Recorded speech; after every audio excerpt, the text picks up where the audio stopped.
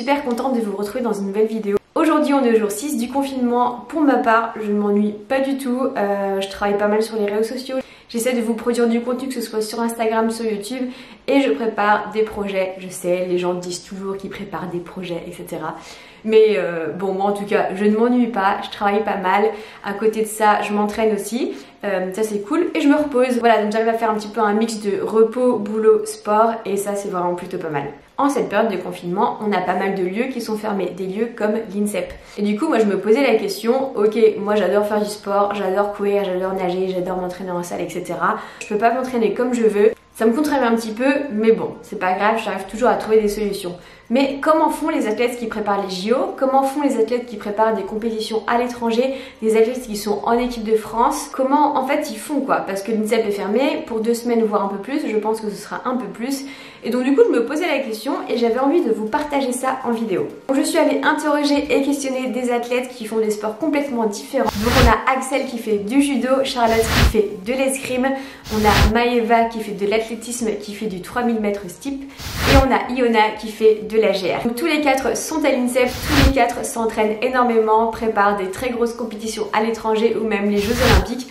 Et donc moi j'avais envie de poser des questions, savoir un petit peu comment ils vivaient cette période de confinement par rapport à leurs entraînements mentalement et par rapport à leurs conditions physiques, les répercussions que ça va avoir par rapport aux compétitions futures.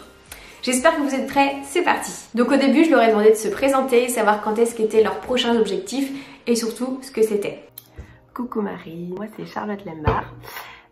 Donc je pratique l'escrime, plus particulièrement le sabre. Donc il faut savoir qu'en escrime donc il y a 3 armes, donc le fleuret, l'épée et le sabre. J'ai 31 ans. Bonjour, je m'appelle Iliana Priou, j'ai 19 ans. Alors je suis à l'INSEP depuis 2016 en gymnastique rythmique en équipe de France. Salut à tous, moi c'est Maëva Danois, j'ai 27 ans, je pratique l'athlétisme et je fais du 3000 mètres steep. Je m'entraîne au sein de l'INSEP.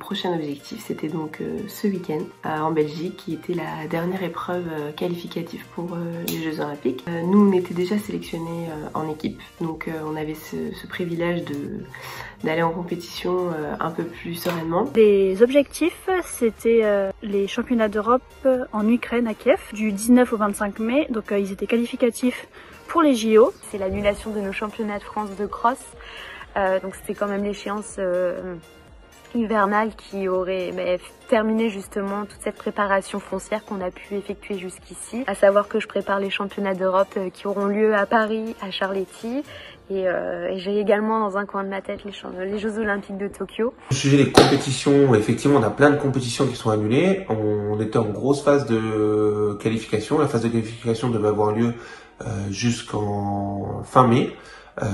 Malheureusement tout est annulé jusque mi-mai. On espère reprendre sur le master pour les 32 meilleurs mondiaux à Doha mi-mai. Malheureusement, c'est pas sûr. Et surtout, il y a le championnat d'Europe qui avait lieu le 1er mai qui a été annulé. Mais aussi 3-4 compétitions avant. C'était des compétitions importantes auxquelles je devais participer pour pouvoir aller chercher la place de tête de série au jeu. Moi, j'ai la chance d'être sûr d'être qualifié vu mon classement mondial. Je pourrais pas descendre. Après, je leur ai demandé comment ils ont appris que l'INSEP était fermé, comment ils ont réagi et ce qu'ils en ont pensé. La semaine dernière, vendredi, donc on était à l'entraînement et notre coach nous annonce que l'INSEP a pris ses dispositions et ferme donc l'INSEP pendant minimum 15 jours. Ça a été un peu une surprise, un peu dur à encaisser parce que forcément dans nos têtes on a les Jeux Olympiques et on sait toujours pas d'ailleurs s'ils seront maintenus ou reportés, donc c'est vrai que la préparation elle est un peu différente. On continue à s'entretenir physiquement différemment. Donc, mentalement ça a été un peu un choc et surtout une prise de conscience qui a été difficile. Quand on a appris ça, on était à l'entraînement, donc on en avait déjà entendu parler juste avant, mais on peut rien faire sur ça quoi, on n'a pas... Et celui-ci a fermé vendredi, donc il a fallu partir avec précipitation, s'organiser de manière différente pour s'entraîner. Comment j'ai réagi mentalement à l'annonce de la fermeture de l'INSEP? Comme je te le dis, j'étais en période de foncier, donc du coup je me suis dit c'est pas si grave, tant que tu peux faire de la muscu et du cardio, ça sera possible. Donc du coup, je me suis organisé. Le sport, c'est une capacité d'adaptation et il faut s'organiser et s'adapter au mieux. Donc j'ai réfléchi et en 2 secondes, j'ai réussi à trouver quelques solutions au fur et à mesure. Du coup, comme ce sont des athlètes qui vivent à l'INSEP, qui s'entraînent et qui vivent en général à l'INSEP, et bah pour eux, l'INSEP était fermé, il fallait forcément qu'ils trouvent un lieu de confinement. Donc je leur ai demandé où est-ce qu'ils passaient leur confinement. Puis je leur ai demandé s'ils avaient des recommandations par rapport à leur coach, par rapport à l'entraîneur, s'ils avaient un suivi à distance, comment ils s'entraînaient avec du matériel ou non. Bah moi je me trouve du coup chez moi, à côté de l'INSEP, pas loin, dans mon petit appartement. Donc c'est pas évident, on n'a pas trop le droit de sortir, mais j'ai pas eu de programme précis de mes coachs encore parce qu'ils estiment que on peut se permettre de couper un peu les ponts avec le sport, mais je continue de m'entraîner à la maison avec plus du renforcement musculaire. Donc on prend avec les moyens du bord. J'ai pas un grand appartement, donc j'ai pas de vélo, j'ai pas de tapis de course. On prend des bouteilles d'eau pour faire les poids. On prend un tapis pour faire ses abdos. On prend le canapé pour faire des dips. Enfin voilà, on trouve, on s'adapte. C'est un peu notre quotidien en tant que sportif de haut niveau aussi, c'est de s'adapter, d'être en perpétuelle remise en question. Donc c'est atypique, c'est changeant, mais voilà, faut rester créatif et c'est ça qui est intéressant, quoi. Je suis rentrée dans ma famille dans les Pyrénées, donc j'habite loin de Paris, mais du coup je suis à la campagne, donc j'ai une grande maison avec du terrain, donc je peux sortir quand même, faire des footings dans le jardin. Donc oui, on a un programme, donc notre préparateur physique qui nous a envoyé des programmes à faire, on en a plusieurs, donc du cardio, renforcement. Ensuite on a des étirements à faire aussi. Donc de GR, après si on a des engins, donc cerceau, ballon, massue, ruban, donc j'ai pas tout à la maison. Nous cette année on a cerceau, massue et ballon, donc j'ai des ballons à la maison et une paire de massues, donc je les utilise. Des étirements de GR pour pas perdre notre souplesse, mais aussi de la visualisation de nos enchaînements. Je suis actuellement dans le sud-ouest, à côté de Cap-Breton, chez mon copain, dans sa famille. Dans mon quotidien, du coup, ça a un peu chamboulé mes habitudes. Parce que forcément, j'avais mes habitudes alimentaires au sein de l'INSEP, qui étaient rythmées également par des entraînements 2 fois par jour, avec des séances de renforcement le midi, des cours de yoga. Donc voilà, là il a fallu se réorganiser en quittant mon petit temple du sport où j'ai mes petites habitudes. Voilà, moi j'ai la chance d'avoir mon copain kiné qui me fait quelques séances de renforcement. Voilà, on en a fait une de 45 minutes avec le poids du corps et il y a moyen de se faire très très mal, donc ne jalousez pas ceux qui ont des haltères, qui sont équipés, qui ont un home trainer, un tapis de course. Vous pouvez vraiment vous mettre assez en difficulté. À la base, je vais mettre tout sur ma terrasse en tirant une bâche et au final, j'ai réussi à mettre tout ça dans un garage, en un garage au dernier moment. Pendant ce temps, bien sûr, mes entraîneurs restent mobilisés. Il y a mon prépa physique qui m'a envoyé un programme complet. Mon entraîneur est dispo par texto et par appel toute la journée, mais mon entraîneur de club également. Mon kiné était aussi super et il reste disponible. Le médecin aussi, on a fait une séance avec le médecin par téléphone pour voir où j'en étais selon mes petits bobos, pour savoir comment on orientait le travail. Voilà, tout le monde essaye de s'organiser un peu en télétravail. D'être en perpétuelle remise en question, donc c'est atypique, c'est changeant, mais voilà, faut rester créatif et c'est ça qui est intéressant, quoi. J'essaie de m'entraîner à peu près tous les jours, un petit peu, pas forcément longtemps, mais quotidiennement un petit peu. J'essaie de me faire un programme, je l'écris pour essayer de m'y tenir, c'est plus facile pour moi. Après moi je sais que je fais pas tout d'un coup, donc je fais soit les étirements en cardio, et puis après un peu plus tard dans la journée je fais des étirements ou voilà, je fais pas tout dans la même, je fais pas tout au même moment dans la journée pour pouvoir aussi profiter. Je suis à 3 séances par jour, donc je sais pas, ça représente, je sais pas, l'habitude de compter mes heures de travail, je suis à 5-6 heures peut-être. Mais bon, à côté, tu comptes tes séances d'automassage avec le massage gun, tu comptes tes séances d'étirement, tes séances de mobilité, enfin ça je le compte pas, voilà, il n'y a pas de temps précis chez nous. À côté de ça, je garde tout ce qui est travail avec mon entraîneur en visualisation mentale pour essayer de garder des sensations, ça a été prouvé. Je garde des rendez-vous avec ma prépa mentale, avec ma psychologue pour travailler dans la tête, pour gérer cette période particulière. Voilà, c'est un travail qu'on fait en permanence et tout ça on le garde par téléphone. Les kinés restent disponibles, le médecin aussi. J'ai de la chance d'être kiné, donc peux m'occuper aussi un peu de moi et je prends mes connaissances. Et ensuite, je m'oriente vers la cardio. Donc j'ai 1h30 à peu près de cardio derrière, soit sur ski erg, soit sur rameur, ou aussi avec des manchons d'élastique. Nous, ce qui va être le plus difficile, c'est de pas avoir de judo. C'est-à-dire qu'on peut pas s'entraîner. On a un sport de combat, un sport de contact, donc du coup, ça c'est impossible de l'envisager dans cette période de confinement. Et malheureusement, les sensations vont se perdre. Puis une question qui me semble assez intéressante, à savoir qu'à l'INSEP, il me semble qu'ils ont une espèce de cantine. Du coup, les repas sont hyper équilibrés. Savoir eux comment ils faisaient en confinement, s'ils préparaient leur nourriture, comment ils géraient un petit peu ça par rapport à leur défense physique, qui est peut-être un petit peu moindre en confinement. Et au niveau de l'alimentation, c'est vrai que c'est un peu dur parce que vu qu'on a l'habitude de s'entraîner tous les jours, et que du coup manger c'est un peu notre carburant, on en fait moins et du coup il faut réussir aussi à adapter ça. Donc je dis à mon conjoint souvent de me dire non, tu manges pas, alors que j'adore le sucré, hein. Diminuer en quantité vu que ma dépense énergétique est plus faible.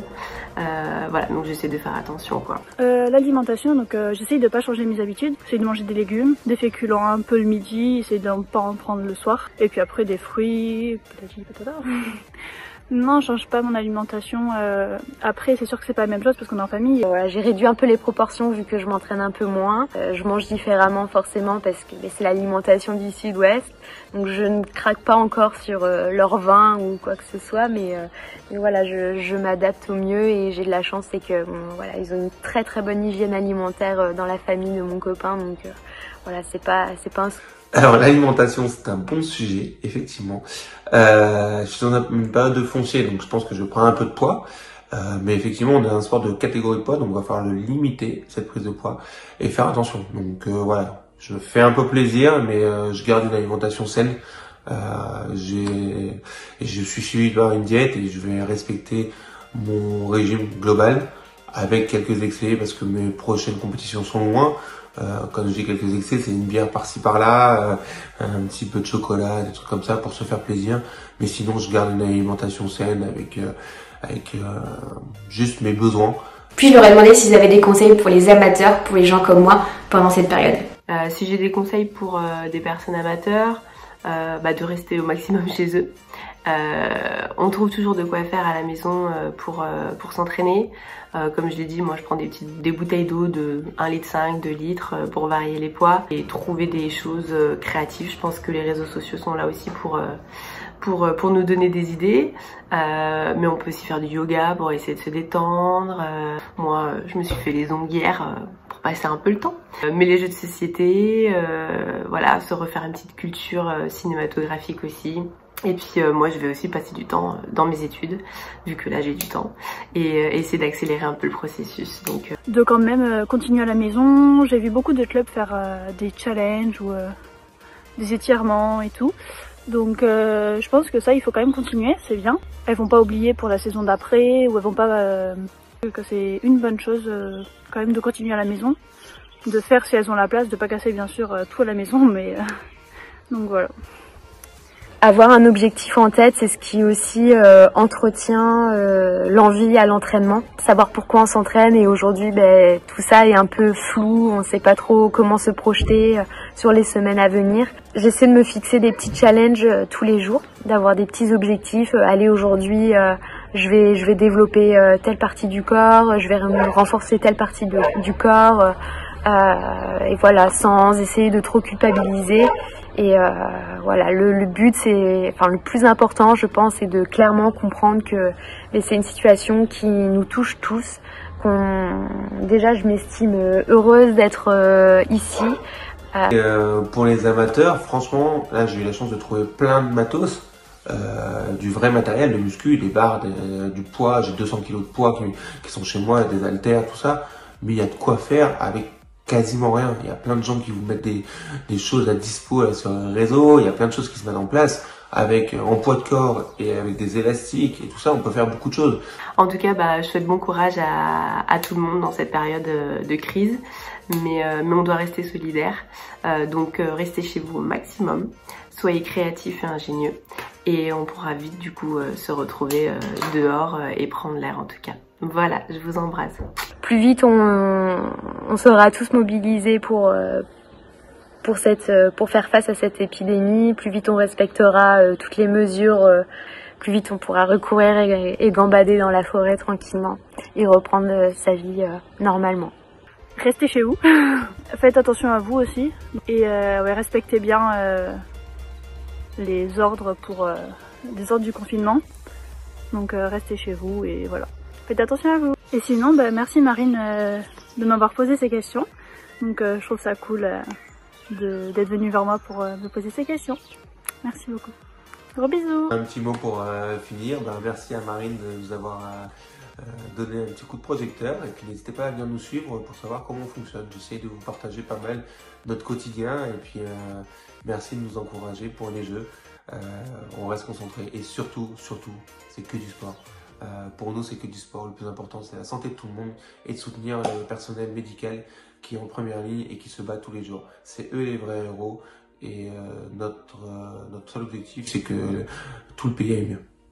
Voilà. Voilà, donc en tout cas, j'étais hyper contente de pouvoir recueillir ces témoignages et surtout d'en apprendre un peu plus sur la vie d'un sportif de haut niveau qui est en confinement, savoir comment il gère, comment il fait par rapport à ses entraînements, sa routine mentalement, comment c'est. Et c'est vrai qu'on est tous un petit peu à vouloir faire du sport, à trouver des solutions, à vraiment se casser la tête et être un petit peu ennuyé par cette situation et de se dire ouais, c'est pas drôle. Pour moi, c'est hyper important de respecter le confinement pour respecter le personnel médical et surtout parce qu'on nous dit de faire ça, c'est pas pour nous embêter, qu'on nous dit de rester chez nous. Du coup, je pense que c'est hyper important de respecter ces règles et surtout que quand on voit que des gens comme eux qui représentent notre pays, notre nation, qui défendent nos couleurs à l'étranger lors des Jeux Olympiques, lors des compétitions autres, relativisent énormément et trouvent des solutions par eux-mêmes. Je trouve que c'est d'autant plus beau. Et en tout cas, merci à vous quatre parce que c'était vraiment top de pouvoir en apprendre un peu plus. C'est vraiment génial, surtout de mettre en avant des sportifs qui sont malheureusement pas très connus sur les réseaux sociaux. Donc en tout cas, moi je vous conseille tous d'aller les suivre, d'aller les encourager dans ce processus et dans cette période qui est pas forcément facile. Je vous fais de très gros bisous, prenez soin de vos proches, prenez soin de vous. N'hésitez pas à me suivre sur les réseaux sociaux. J'essaie de vous apporter pas mal de contenu tous les jours. Très bonne journée à vous et on se retrouve très vite dans une prochaine vidéo. Ciao ciao.